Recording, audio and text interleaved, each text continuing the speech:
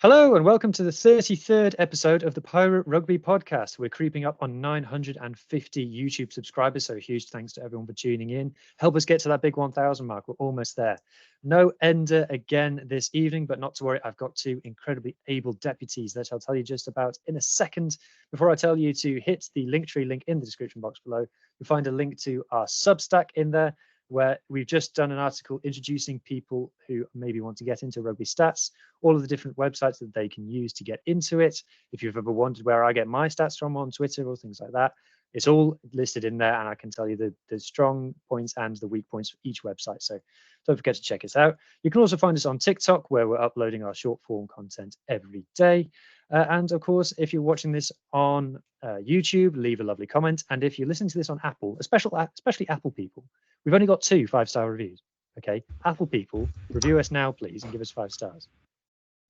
Thank you. Right, now I shall introduce our wonderful guest. I've got Harley again. I won't introduce him very much because he was here last week. Good evening, Harley. Good evening. Nice to be back. And making her podcasting debut, I have got, you may know her from Twitter, the meme creator of the women's game. It is Rugby Julia. Julia, welcome to podcasting. Hey, thank you so much for having me. I'm excited to be here. Okay, we'll jump straight into international weather check is the first bit. So me and Harley haven't got a very interesting international weather check because for all of our South African and Australian and American listeners, we're essentially in the same place. It may be 200 miles apart, but Harley, it's in the Midlands fine today. It was very nice then with some very heavy showers down in Cardiff and on the travel. And it's a bit miserly now. I'm back at my mum's in Barry, so very very typical April weather for this part of the world. Yeah, April showers. And Julia, where are you coming to us from, and what is the weather like? I am in Northern Virginia, right outside of Washington, D.C., and we are also experiencing some pretty bad storming. If you see any coverage across the world later on, there's a big storm system coming through just a few states away. I think we're getting the dredges of it, but otherwise, yeah, pretty typical spring for this region. Okay, good to know. We're learning all about the different climates all around the world through this podcast. The little extras that people didn't think they were getting. Anyway, we're going to go into moment of the week now. So my moment of the week is simply Romain Ntamack and Antoine Dupont being united once again at Toulouse at the weekend in their tight victory over Pau. It being French rugby, there was something weird about it that Antoine Dupont was wearing 10 and Romain Ntamack was wearing 21, which is the wrong numbers. But they made it work and they managed to combine and get themselves a victory in the end over Pau, who have overachieved this season, but the real Toulouse are about to be back. And Blair Kinghorn apparently is fit again this weekend, so it could be him playing a fullback for them in the Champions Cup. Harley, what was your moment of the week? So on the tweet before we I put out 3 random clips from the Cardiff game against Munster, and I'm actually picking none of them because my actual moment of the week was Molly Reardon coming off the bench in Wales to get her debut cap. So anyone who's listened to the Cardiff Central podcast knows we sort of adopted Gwalia Lightning as our teams who are based out there, and we're huge fans of us converted scrum half playing hooker. And actually, she showed when she came on the bench, not only were her darts brilliant, but she was showing some fantastic passing off the base as well, which could be a very good attacking weapon if it's used. And yeah, we're just very proud of our little Molly. I say little, she definitely beat me up. Yeah, that's a lovely one. That's a lovely one. Julia, what was your moment of the week? Man, that's a really good one. I should have thought of mine better. Mine is also, I'm glad we're doing a front row love moment. Mine, honestly, is just the whole game that Victoria Vakini had. I know we're going to get into it, but she got player of the match, totally deserved it. What a performance from Italy. I know we're going to cover it, but honestly, my moment was just watching her get that medal. Yeah, fantastic. That's a great one. I'm going to read some listeners one now. So David Lawrence, good evening, good morning, good afternoon, David, says the guy who was surreptitiously trying to smoke a cigarette in the crowd during the Fiji and Drua game. For people who haven't seen the clips, it was absolutely hosing down in Fiji this weekend, and they were all splashing about in the puddles. And there was one guy under a brolly having a cheeky fag. But he he got caught by the cameras and he looked quite sheepish about it. But if there's a funny moment, David's posted the photo of it on Twitter, so if anyone wants to go and see it, that's there. James Reese, don't know anything about him, says Sam Parry scoring a belter for the Ospreys. Of course, a belter for the Ospreys is a 5-meter driving maul, but we love mauls anyway. No, in fairness, this was actually I will defend Mr. Osprey's James here for Sam Parry, because it was from about 20 meters out, and it was a break. It was off at the end of a break, which is the fastest I've ever seen Sam Parry run. It was probably an intercept. Moving on. Leslie said Glasgow beating the Scarlets. Leslie, it's been fun having you on the podcast in the past, but that's now finished, for slagging off my Scarlets team. And the other moment that I think, Julia, you had was you discovered the Stade Francais online store this weekend. I guess trial by fire from you. Thank you so much. I ended up spending too much time on it. I did find out that I could get full cookware from a rugby team, which I didn't know, and now I feel kind of let down by the teams that I support. So if the Bristol Bears could get on that, I'll talk to you offline. Not Wildcast will make their kit, but that's a separate conversation. Lavie and Rose, actually, yeah. If anyone hasn't checked out the Stade Francais online store, please do. Just cheer yourself up for 5 minutes. It's incredible. If you want a really cool knife, and I know it sounds like I'm pulling your leg, but go check it out. Yeah, it's a very reasonable That is far too 99 tempting an euros. offer. It's a very reasonable 100 full euros. Yeah. Not including shipping. And I bought things from France. There is shipping fees. Thanks. I'll be honest, Brexit. you'd be embarrassed to hear some of the knives I actually own. It feels like a story for another day, Harley. Right. So let's learn more about our guests. So Julia, you're very active on Twitter. Like I said, you post your memes and you talk a lot about the women's game. And you were telling me earlier about how you're unusual in the world of rugby is that you only really follow the women's game. You don't really watch the men's at all. So just tell us about how you got into rugby. I'm always interested in hearing how Americans get into rugby and just the joy that you take from the sport. Absolutely. So yeah, as listeners can tell, I am not a member or native of any of the Six Nations. I am American. And, as most fans know, our progress for the sport has been a little bit different than in the home countries and Australia and New Zealand. For us, we got rugby a bit later than all of those nations. And for a long time, especially for women of a certain age like me, we didn't have a lot of opportunities to get into rugby until really university age. I was lucky. My parents met and my mom was raised in Europe, went to school in England, and I got to spend some summers there. That was where I kind of saw rugby when I was of the right age to see it, around 13 or 14. Came back and there wasn't really any options to play, not really in high school, but certainly I went to go find it in college. And as we were discussing earlier, one cool thing about rugby, and probably the thing that I love most about it, other than the sporting side of it, is, for lack of a better phrase, rugby was kind of a counterculture sport in America, at least when I was coming up. It's a place that's really welcoming to queer women. It's a place that they could congregate. We also, if there are any other Americans, we also have softball. But if you didn't want to play softball, there was rugby. And that was really how I came upon it. And I've been really heartened to hear stories from other women who are my age and even younger than me, that came to it for the same reason. It's certainly why I love it the most, still. And I played through university. I went to Virginia Commonwealth University in Richmond, Virginia. Not a great school, you don't need to look it up. But I went to university, played there, liked it so much. And because of the way that timing worked out, I got to go play in Australia for a season. And from there, it's pretty much the only thing that I've followed this closely.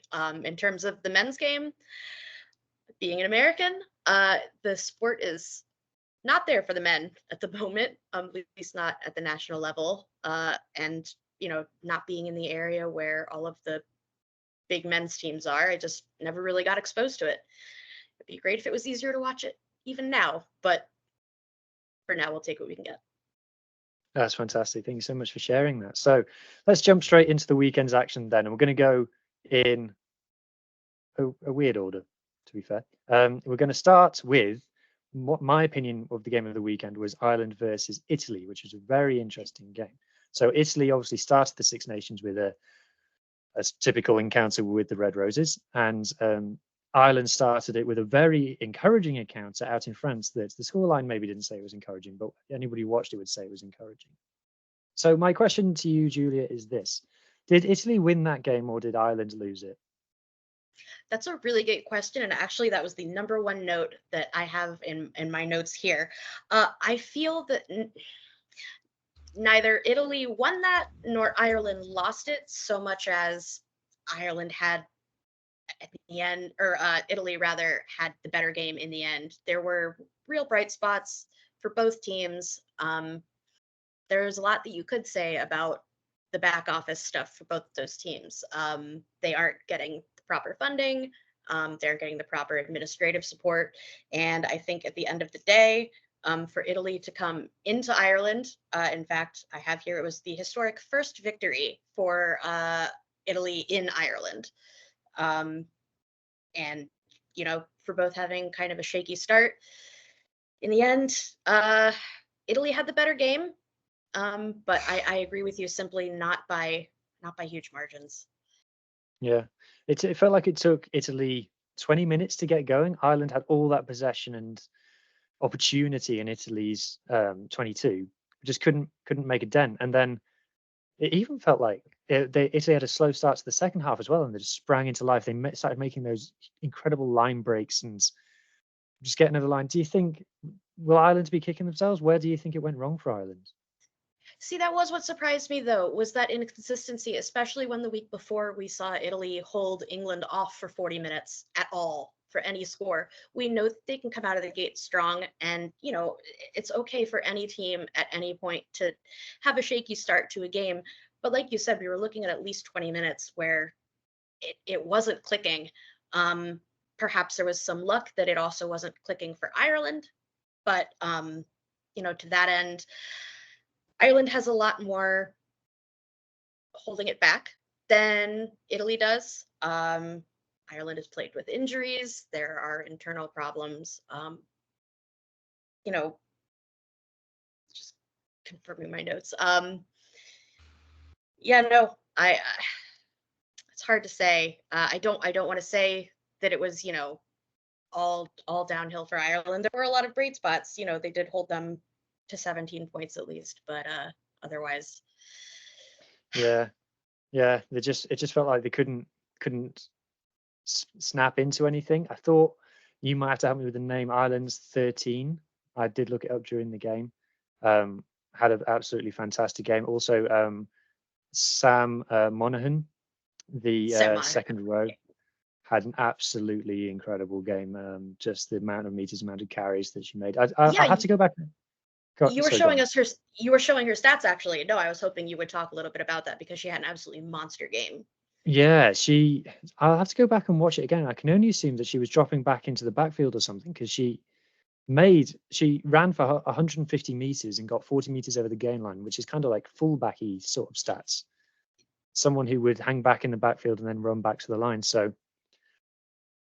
I have to check out and see exactly where those stats came from. I will say that finding stats, and I said this last week as well, finding stats on the women's game is tricky. I think, Harley, were you trying to find stats for women's matches earlier and finding it difficult? Yeah, so I mean, the only place which, actually, to be fair to the Six Nations competition, actually the stats they have on the game, it's the same for the senior men's, the under-20s men's, and the Wales women, which is quite nice. It gives you rough ideas. I'm not too fussed on the actual player stats they use, but like general ones for the game are quite you know, they're presented fairly well. So they'll do meters gained, post-contact meters, kick meters. One thing I quite like is they also distinguish between purposefully long kicks and tactical kicks, which is quite helpful because it gives you a bit more, you know, saying that you've kicked 30 times but only made 100 meters, but they're all little dinks over the top. You know, that's, you know, you can say that's a tactical choice. Or if they're supposed to be aiming for like the corners, but they've only made 10, 15 meters at a time, then that's more of an issue with the kicking itself, which is something actually when we talk about Wales, I'll probably get into. Yeah. You were going to say something else there, Julia. Sorry, before I interrupted. Oh no, I was just thinking that it's really good to have those stats, especially stuff like kicking, because there are aspects of the game, especially for the women, that we're looking to work on, seeing if there are ways that it can be improved via coaching or performance, or what can be done. It's been giving me great insight, but like you said, they've been so hard to find. I almost find myself at a loss because I don't have as much experience reading and understanding those stats, just because for a long time couldn't find them. So we found other ways to analyze the game. Yeah. You just have to be someone like me who prefers numbers to words and finds numbers easier to understand and live with. Moving on to the next game then. Oh no, sorry, before we move on, Italy's probably the team that I know least about.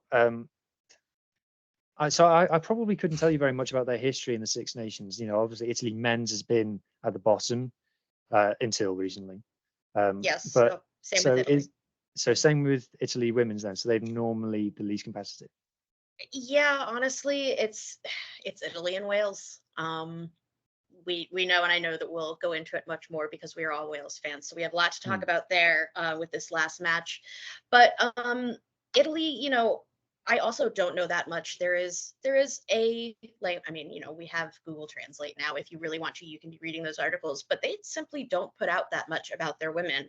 On top of that, of the, we'll say of the four of the Six Nations that are working on professionalization, for a long time, it was really easy to just say Ireland is doing the worst because of all of the internal problems at IRFU, and one guy who just wants to hold everything back for women.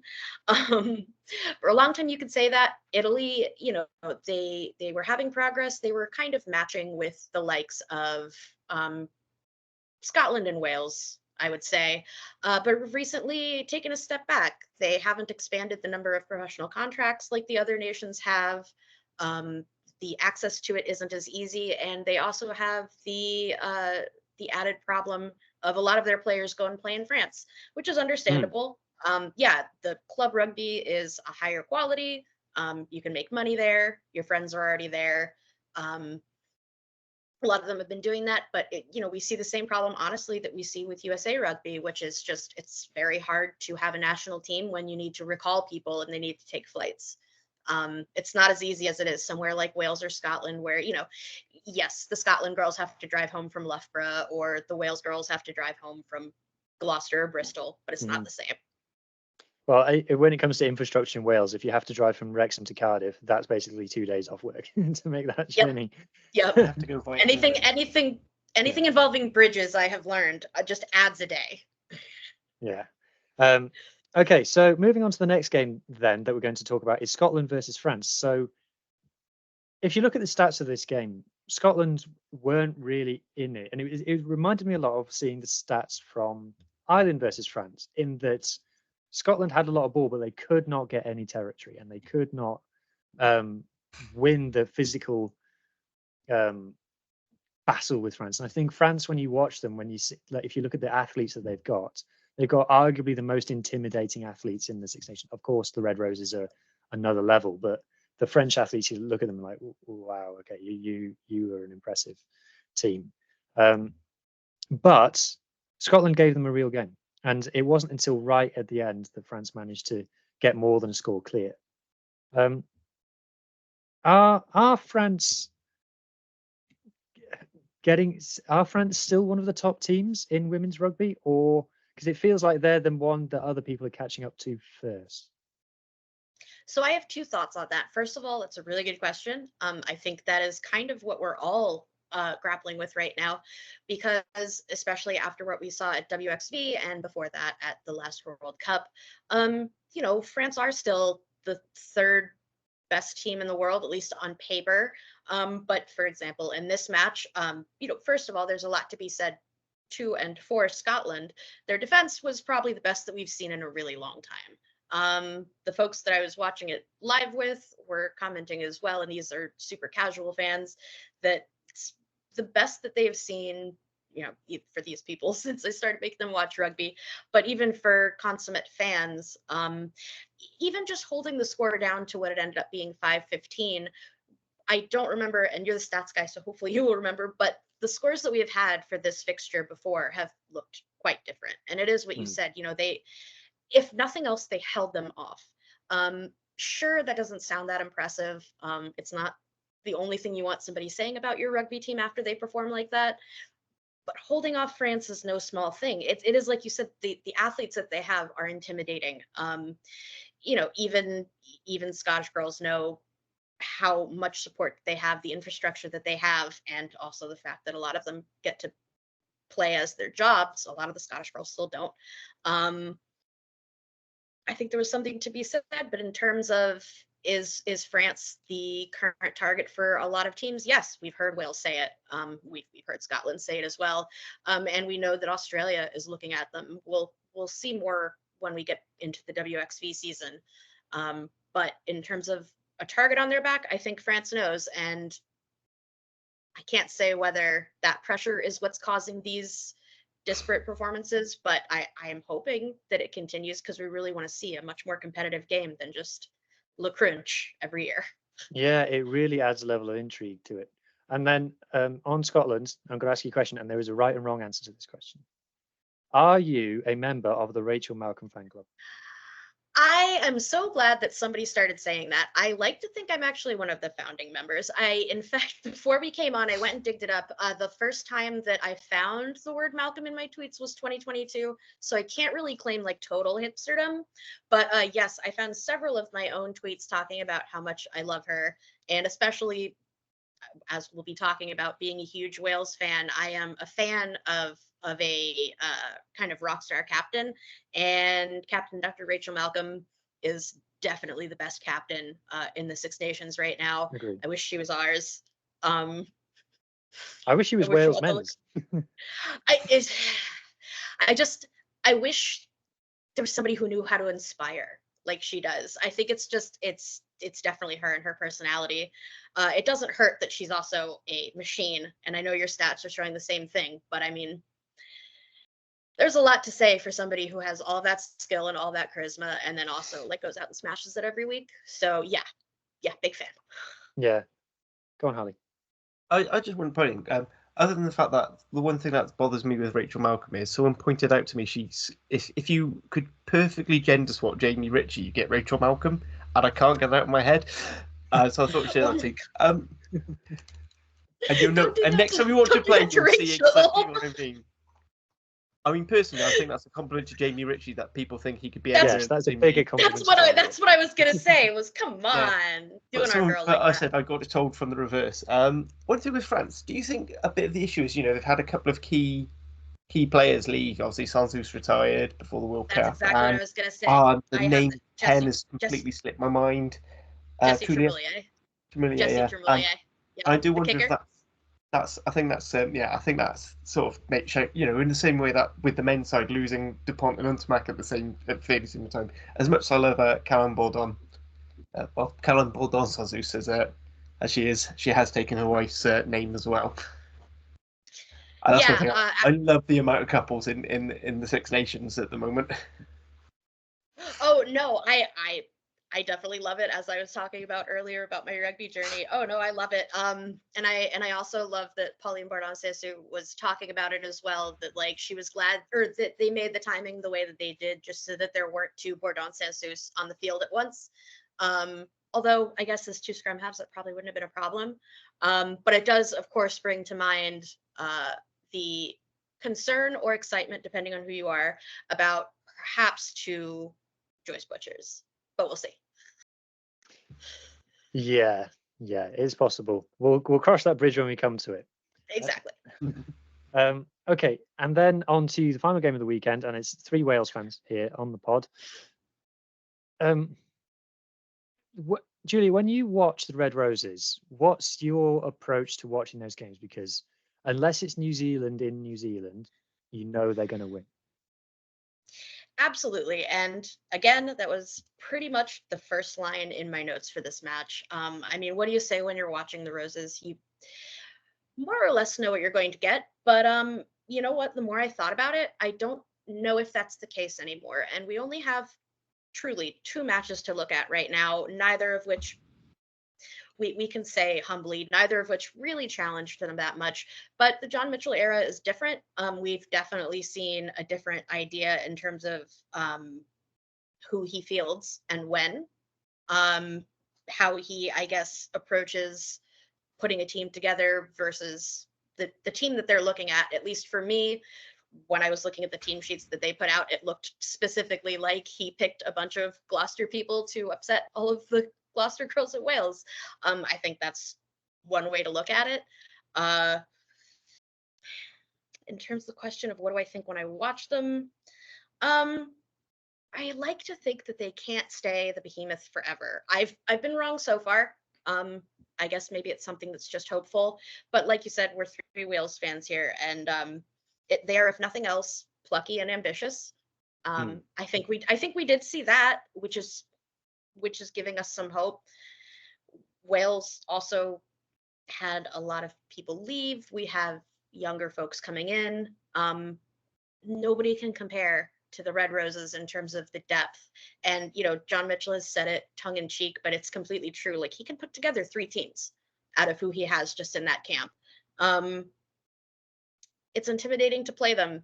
Technically, Bristol was a home game for them. I'd argue that it almost wasn't, just because there are so many Bristol Bears on the Wales team, but it was England at home. It wasn't going to be easy. They knew that, and the result that we got, I think, showed that. Bristol is basically in Wales. Like, if you that's how I feel about it. That was why I picked Bristol as my team. To get to Wales, a lot of people fly to Bristol and then drive. Like, it is quite a short drive. I go past Bristol twice a week at least. That was what everybody's been recommending me when I keep threatening to come for RWC 25. I'd really like to, but of course I want to see all my Welsh friends there. Like, it's really not that hard. Just fly into Bristol. You'll be fine. Yeah, exactly.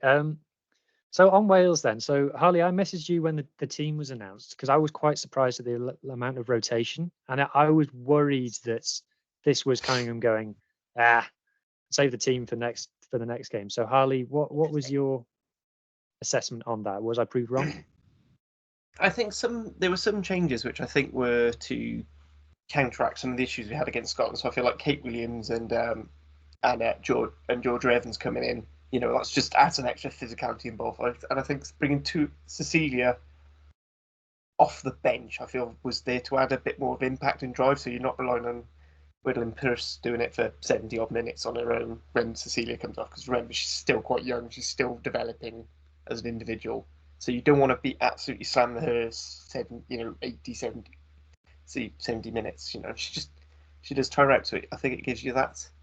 There were some other changes. I think it was just, you know, we tried a couple of players, and they had very shaky debuts, and so he fell back on like a more experienced fullback. Courtney Cox got a debut, but it wasn't meant to be Courtney. It's not Courtney Cox, is it? It's Butker. Courtney Cox was in Friends. Yeah, no, that's why I'm questioning myself. It's not. So actually, it's one of the rookies who was the fullback. It's Jenny Hesketh, from Bristol as well. She's got less caps, but it was her debut on the week before. Yeah, exactly. So, but the point is, they've gone for someone who's actually had a couple, and then you have Kaylee Powell on. Kaylee Powell. You know, the idea was going for someone who had a little bit more experience. You know, it's a similar way the Wales men are. We picked Sam Costello as the more experienced 10 than Ewan Lloyd, because Sam Costello has 7 caps, not 3. Type of thing. It's interesting that you say that, though, because my other question, I was going to pose it to you guys because it's something that I've been mulling over since the match. I feel that, and just because I've been watching a lot of the other media stuff that WRU have put out, but Ewan Cunningham loves to talk about rewarding work, which is great. People who are killing it at the gym, killing it in the practice pitch, that's great. One choice that I cannot seem to figure out, other than that he keeps saying that she has a great attitude, and it's nothing against her. Sean Jones has been doing great in the Celtic Challenge, absolutely. I found it curious that for this specific match, when Mo Hunt was starting, why wouldn't you throw in the one scrum half that really pisses her off? We know she loves to have a scrap with Kira. I wonder if maybe there was something going on with her. But again, I think it's more to do with why he was putting Kira Bevan on the bench in like the World Cup and the 15. Yeah. It's to have that fantastic goal kicking and game control towards the end of the game, and also I think with Keely Powell, it's a more natural fit as well. So I think the thing. I thought Sean Jones actually had a fantastic game. Oh, she did absolutely. The only reason I thought about definitely the game was for the 2-cap international, but it was very good. And I do think her passing's a lot sharper than Kira Bevan's. Kira Bevan I love because she is that Mike Phillips mold of I'm just going to be a dickhead to the opposition, and I love it. Exactly. I have a she lot. Annoys everybody. She's my favorite. My favorite breed of scrum half are dickheads. Yeah, shithousers. Yeah, we had her and Alcal. Imagine her and Alcal. Basically, there's 6s who can pass, or 7s if you're of the South African numbering system. Oof. Yeah. No, I mean, you're absolutely right. Go on. Sorry. No, go on. Oh, I was just going to say, Sean Jones, and I didn't want to take away from that. She did have a great job. Looking at it from a different point of view, I was just thinking that is trial by fire. It's Mo Hunt. But no, that makes a lot of sense. Another player who stood out on the Wales team was Alex Callender, Bristol Thunder player. Absolutely. We're a fan of her. Oh, big Alcal fan. Love Alcal. And in fact, you were singing her praises with just the pure stats. I mean, again, monster game on the level of Sam Monan. Monster game. Yeah, she had a very, very good game in the first game against Scotland as well. I ended up picking the number 8. Slipped my mind. Wales number 8. Oh, Fionn Lewis. No, Fionn Lewis is the other scrum half. Bethan Lewis, yeah. Bethan Lewis, that's the one. Bethan Lewis, yes. This is the problem. Yes, bear in mind, this isn't just because it's the women's team. I just genuinely cannot keep names in my head. Oh no, I was going to say it's because it's Welsh. So there are like 4 last names. Yeah, that does not help. You should listen to me talk about the Cardiff teams, and they're all Williamses. And I can't remember which Williams I need to talk about. On the Ospreys, they got 2 Cameron Joneses. Yeah. I was going to say, I think we have a record 5 Joneses in the extended squad this year. That sounds pretty normal. Wasn't the World Cup the first time Wales didn't have a Jones in their squad for like ever? Yeah, I did a game. I did a game with the men's regions of how few names can you get in your team, and I think with the Scarlets 15, I managed to get it down to 4 names for the whole 15. Anyway, that's Owens, an aside. Jones, Evans. Morgan's a big one. Everyone's Morgan. There we go. Yeah. Anyway, so there's a lot. I think a signal that the women's game is growing is the amount of doom and gloom that the Welsh applies to the men's game is now applying to the women's game as well. I'm so glad you brought that up. I'm kind of seeing all the people like, we're doomed. It's finished. We might as well all just give up now. I'm like, this is good. This is more people talking about it. Yeah, I thought fans of the men's game were like really big on, because you have so much more history. I thought in general they were really big on looking at trends. And if you look at trends, are you kidding me? Wales is on almost a steady trajectory up. Yeah, there have been a few dips, but the difference between now and 2018 is when I consider that I started becoming like a really big fan. It was like the golden era of Siobhan Lillicrap. I don't know what they're talking about. Let's see. The final score for Wales England was 10-46, which isn't the best. But if I were to look back historically, there have been so many shutouts that have been like 0-53. This is an improvement. I'm always curious what they mean by we're all doom and gloom when you lose one game, and like a game to the Red Roses. That's just how we're wired. Go on, Harley. You were going to come in there. Yeah, I was going to say, yeah. So it's a 20-point swing. We saved one more try, and we scored one more try than last time out. But I do feel like with all the hype and how big, particularly on the back of a loss to Scotland, and it's the first time we lost to them in 20 years. And I said it last week, and I'll say it again. It does sound like deja vu to doing the men's comp. it just hits that. It's that knock, and I think it's just something to do about Welsh mentality of, oh, it's all crap. Ever since it was, you woke up, went down a mine, it was dark. You worked in the dark. You came up, it was dark, miserable. Sometimes it's also raining. Exactly. Sometimes it's also raining, and sometimes it rains so much that it's a catastrophe.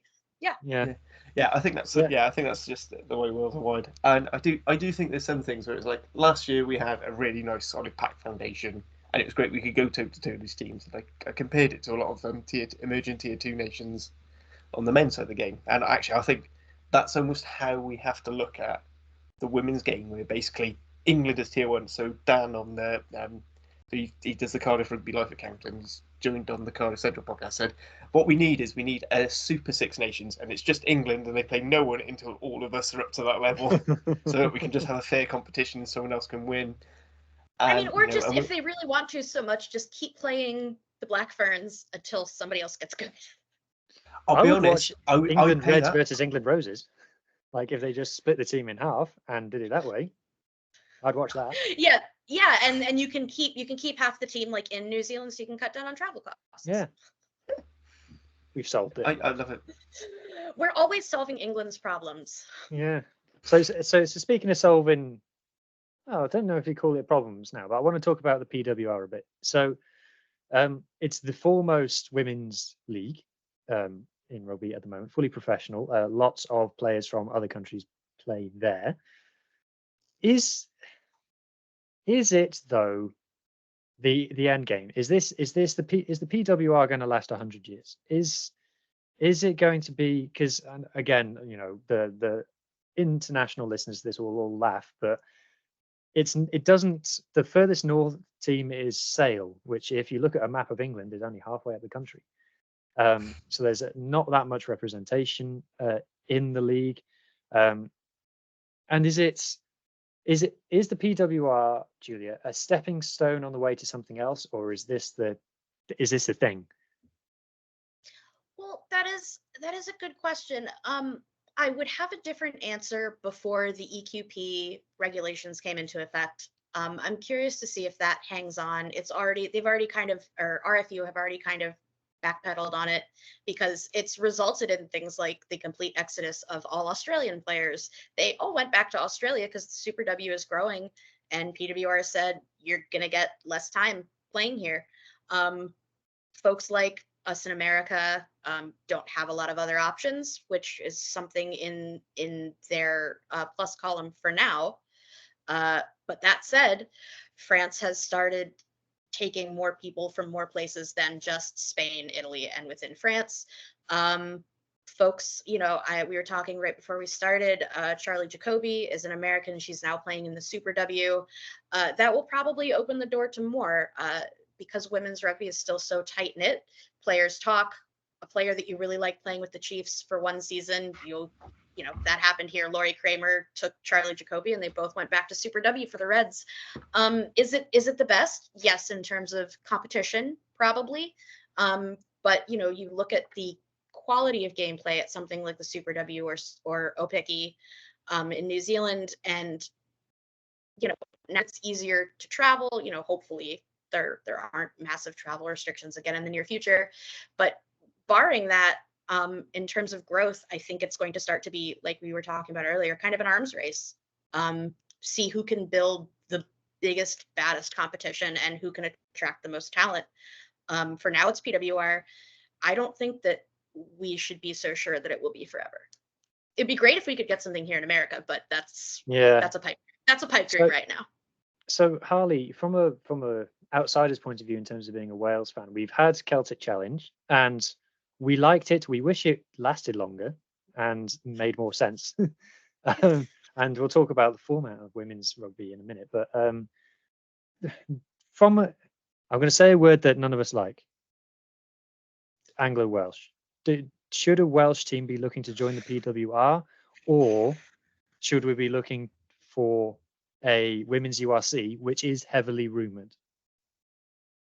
I think it's going to be one of those things. So one of the things I've always hoped with how fresh women's rugby is trying to be, and and it's very social media heavy, and it's got gets sponsorship TikTok. They've moved the women's Six Nations to their own window. I say this again, I would like a week or two gap just so I can mentally recover from one to the other, because I'm still playing moments from the men's and or the under-20s and things like that.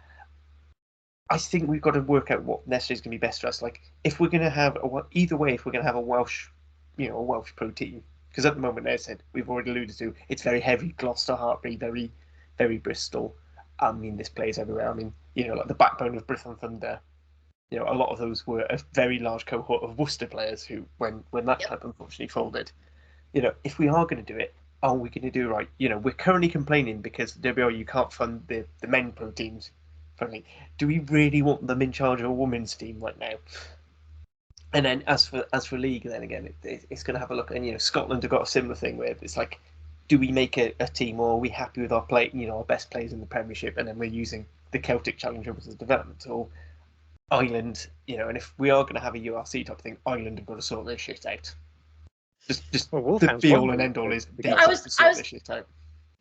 Well, we say that, but the Wolfhounds did fine, and it honestly, I was looking at the ratings, and it kind of ended up being that all three nations had one really good team and one team, or I mean, somebody always has to be at the bottom, so or a bottom. Well, for Wales, it swapped halfway through. Gwalia started really well, and then Thunder finished really well. I think the problem was the Gwalia Lightning had a few Loughborough players, and then Nick Gloucester had, they had Gloucester Hartbury players, and they basically got pulled into the Gloucester squad.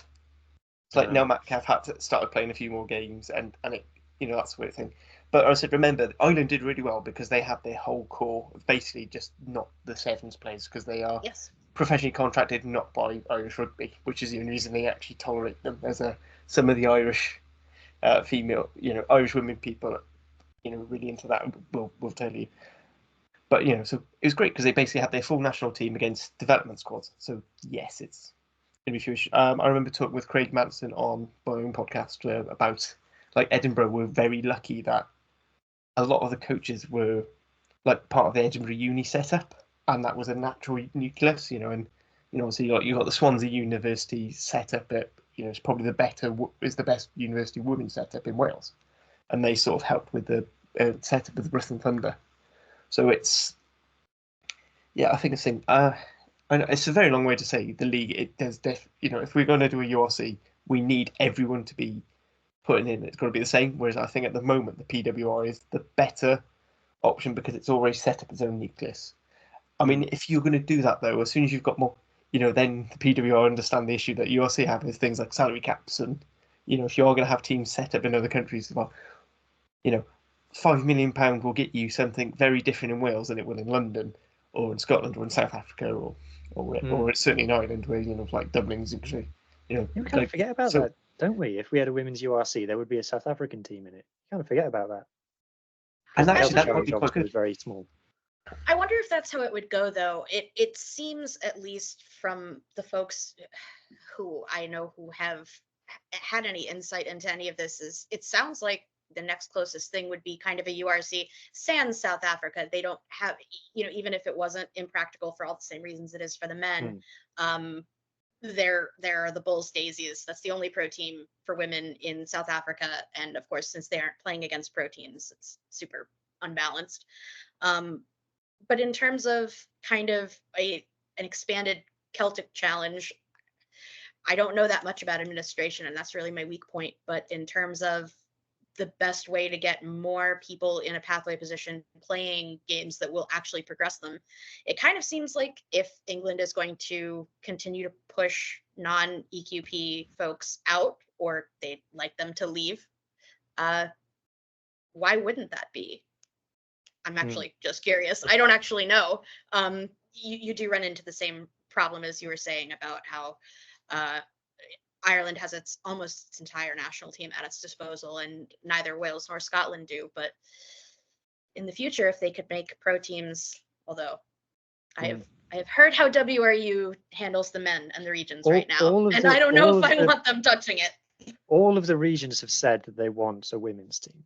And all the regions do. And didn't it used to exist also in some sort of form? I don't know, Harley, you might need to help me here. So Scarlets have got a women's under 18s Yeah. team. Yeah. Same We've with all Dragons. got up to women's under 18. So so obviously when on Scarlet's TV you're talking about the under 18 men's, we had the women's under 18s go quite. The table looks very different in that. Actually, it's quite weird. Yeah, it's And actually, I think quite RGC ended up with 2 teams as opposed to with the men's under 18 where there's only the one, or vice versa. But it's, and also the thing with the Irish rugby at the moment is they don't want to contract anyone outside of Dublin, and they only want to give them €15,000 for it, which will not do much. Which you don't live in Dublin. Really, it seems Doesn't get you a round Ireland's, of drinks in Temple Bar. Ask me no, how I know. It seems in Ireland that they are on purpose just torpedoing every opportunity that the women have to rise. It's kind of frustrating. If they're not busy alienating their best players, they're busy saying you have to move from where you live and where your job is and come be in Dublin, and then also ask themselves, why are none of the AAL teams good? I think Ireland has, I worry that Ireland has more problems even than WRU, which is saying something, and definitely more problems than Scotland. Scotland seems like they're at least faking taking it seriously. Yeah. At least going from Scotland's social media, you believe that they care. Yeah. I mean, the women seem happier there than they do at Wales or Ireland. Yeah. There's a whole nother subject that you could do a whole podcast on, but yep, the barrier between the fans and the players in Wales is just stupid. But anyway, one Welsh woman who's doing very well this Six Nations who I want to mention before I forget, Philippa Tuttiet's analysis of the plays that she's been posting on Twitter, and I assume she goes on TikTok and things as well. Absolutely fantastic. I watched those and I'm like, why aren't these done for the men's games? What a huge get to get her as well. I mean, she's been fantastic at announcing for a while. I always tried to pick up anything that she's announcing on, but to have that level of analysis, I really wish I wish she had the time and the money to do it more. Yeah. And we've also got Lauren Jenkins as well, who is a journalist, not a presenter, and she is like so far ahead of everybody else in her field. Like she does like touchline interviews for like the Welsh men's premiership on S4C, and I'm like, you should be hosting news night. Why are you doing this? Like she, like I don't know, Harley, if you got any thoughts on that side of things. I've maybe at some point I'll let you know some of the things that another of my co-hosts, Karen Harris, who's done a lot of work with BBC Sport, has about the situation there with Lauren Jenkins. All positive on behalf of her, but some of the other stuff got necessarily a bit more of an issue. But yeah, I love Philippa Tuttiet. Like when she's commenting on Sevens or URC level or internationals, it is so and it just shows that you can be really detailed, but very simple at the same time. So you can talk about all these complicated moves and what's good, but she'll say it in a way that, as someone who's watched a lot of rugby, I get what she's saying. And as someone I know, and my wife who's listened, doesn't really get more rugby, she understands. And it's, and it's a very hard balance, and it's the enthusiasm as well. And, and you think of some of the pundits on the men's game, and, it's just moaning about the referee or kicking, or it's all. I said it last week. The women who work in the women's game got their jobs on merit, and the men who work in the men's game got their job based on their name or who they're mates with. And most of those women had to prove themselves in usually ridiculous ways. And may I say, having Philippa, it's really nice to have even one announcer who can pronounce any of the Welsh names properly. It's really nice. Yeah. I mean, it's depressing the amount of native Welsh speakers as well on some of these things, and you're like, are you sure? Oh yeah, I mean, I watch some S4C stuff just because I want to make sure that I'm not saying anybody's names wrong.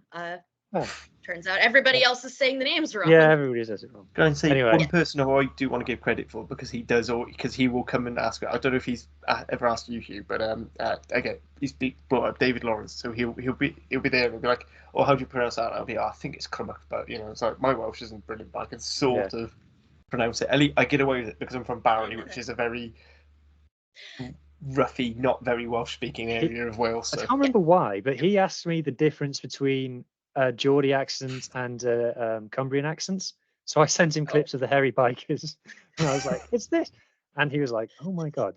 He just like messaged me like 2 hours later, like, "You can send me on the deepest rabbit hole, man." But anyway, need to move on. Time permitting. So USA played South Africa in a friendly. I didn't watch it. Julia, what happened? It was a great little match. There is footage if anybody would like to watch it. It's all up in full on the Springboks YouTube. It was a great game. Weather was great. The USA came out ahead. I really should have looked up the exact numbers for the score. They're both kind of a good preview. As you guys may cover later, we're coming up on the Pacific Four, which will be the USA, Canada, Australia, and New Zealand. That's kind of our Six Nations. It's looking good for the USA.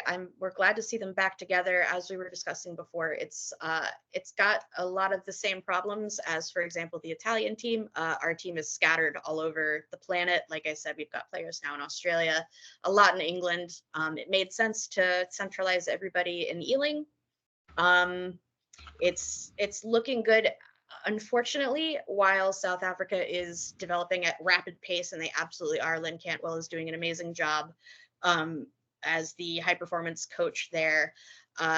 Still a bit behind, as I had mentioned earlier. There's only one nearly professional club team in South Africa, and most South African players do still play in South Africa. It's showing good progress. I'm interested to see how they go. It's almost certain that they'll be in WXV, so we'll definitely see them again.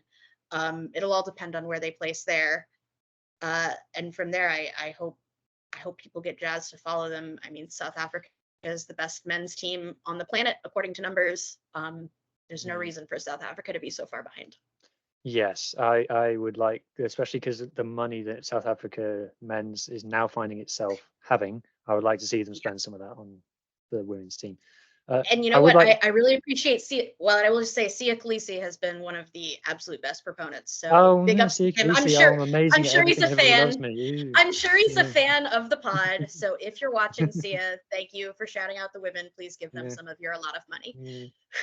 He probably does listen. He'll probably DM me saying how wonderful I am. Yeah, he's probably gonna say something lovely to you. Yeah. Can you kick a puppy or something, just so I don't feel so terrible as a person? Exactly. I feel so bad when I'm like, oh, I don't really care about them, and then they're like, have you seen the clip of Razzie going, Siya Kolisi is not the biggest thing in South Africa. South Africa is the biggest thing in South Africa. Like all those clips from Razzie bollocking them. I love it. So. Right, yeah, for the new Chasing the Sun. Yeah. I really want to talk about WXV more. We haven't got time tonight, so we'll have to do another pod in the future because there's a lot I've got to say about that competition. So before we move off South Africa, have we got a suggestion? Have we got an advancement on Lady Box that we can call the South African team, Julia? Because it's just called South Africa Women's, like not the Blitz Box, not the Baby Box. What oh, I know that they're just the women box. It's just the women box all over the place. I've wondered the same thing, but I mean, if we're going by their domestic clubs, what they did with the Bulls was just the Bulls Daisies, which, you know, and I'm sure culturally it works. I don't know how. I think they do have a daisy on their logo, the Bulls, to be fair. I think that's. Oh, there we go. Okay. Then great. Then I love that. Can't be the Wales Daffodils, but that'd be cool too. Anything. Yeah. No. Anyway, no. Silly. So other rugby around the world, Super W Women. The W also stands for women, we have learned, so it's the Super Women. So good, they named it twice. Brumbies beat the Reds. Drua are 2 from 3, which is cool. It's cool to see a Fijian team doing so well. I assume that's just the Fijian national team. So I believe so, that it is, I think it's a lot of them, but some of the Fijian national team also plays in Aupiki. At least the super good ones are. And then, of course, Fiji is one of the teams that still has to double dip a lot for their 7s and 15s program. Hopefully that won't be a problem anymore. They're getting more attention, if not funding, from Rugby Oceania or Oceania Rugby. I don't remember which one is their territorial union, but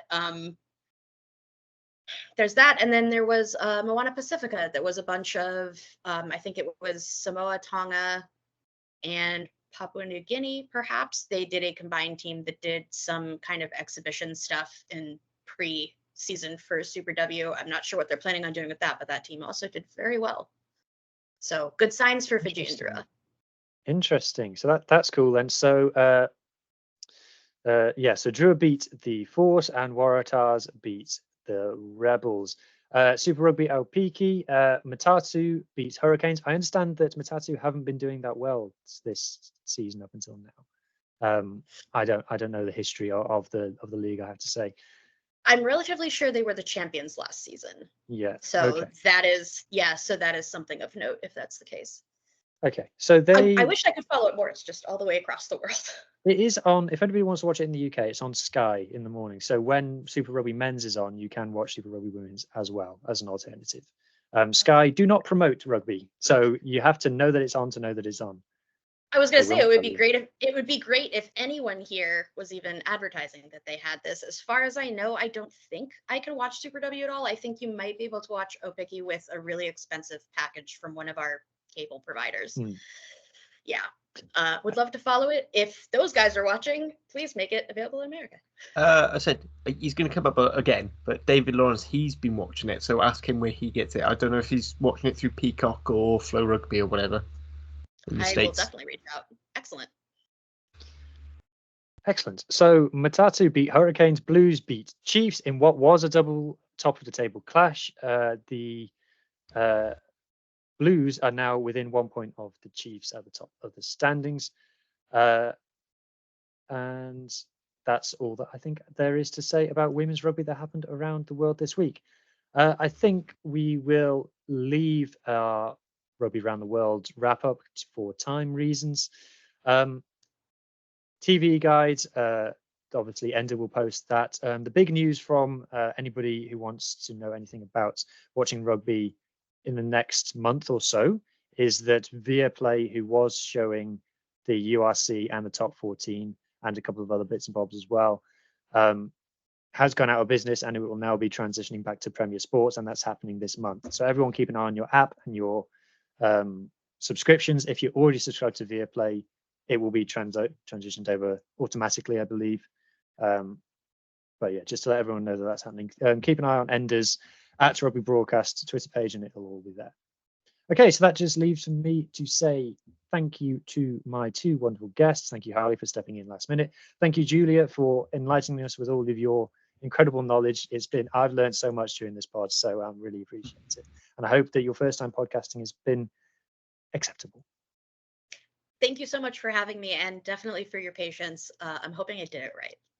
You absolutely did it right. Okay, I hope everybody enjoys their week of rugby, and we shall speak to you all next week.